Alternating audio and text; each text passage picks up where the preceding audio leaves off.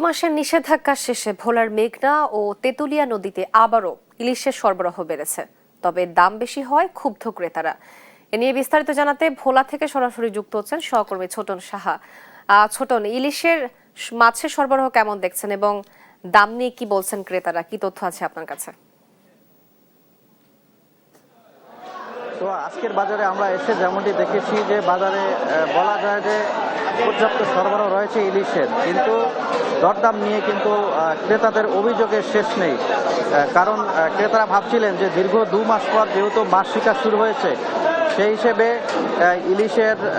ইলিশের দাম কিছুটা তাদের নাগালের মধ্যে আসবে। কিন্তু আজ সকালে যারা মাছ কিনতে এসেছেন তারা এসে কিন্তু ক্ষোভ প্রকাশ করেছেন। তারা বলছিলেন যে বাজারে পর্যাপ্ত ইলিশের সরবরাহ থাকার পরেও দাম কমেনি। তো আমরা বিক্রেতাদের সাথে কথা বলেছি, বিক্রেতারা বলছিলেন যে তাদের যে মাছগুলো জেলেরা আহরণ করছেন সেটি ঘাট থেকে বিক্রি হচ্ছে এবং সেগুলো সরাসরি ঢাকা এবং বরিশালের পাইকারি আড়তগুলোতে চলে যাওয়ার ফলে কিন্তু তারা বেশি পরিমাণ মাছ কিন্তু বাজারে আনতে পারছেন না, আর যেগুলো আনছেন সেগুলো তাদের বেশি দামে কিনে আনতে হচ্ছে, যার ফলে তারাও বেশি দামে বিক্রি করছে, এমনটি আমরা জানতে পেরেছি।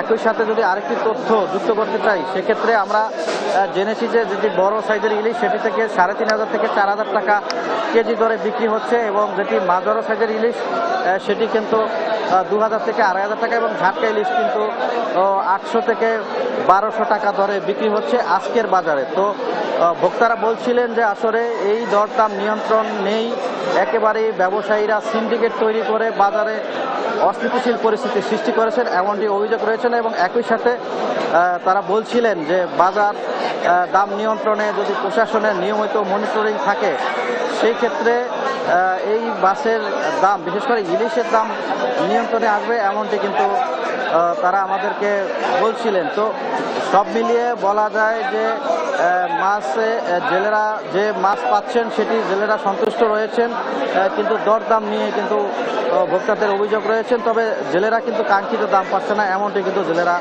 আমাদেরকে বলছিলেন। তো প্রশাসনের পক্ষ থেকে বলা হয়েছে এই বাজারে দরদাম নিয়ন্ত্রণে তাদের নিয়মিত বাজার মনিটরিং তারা করছেন, এমনটি কিন্তু তারা আমাদেরকে বলছিলেন। তো এ ছিল আমার কাছে ভোলার বাজারে ইলিশের দরদাম নিয়ে সর্বশেষ তথ্য।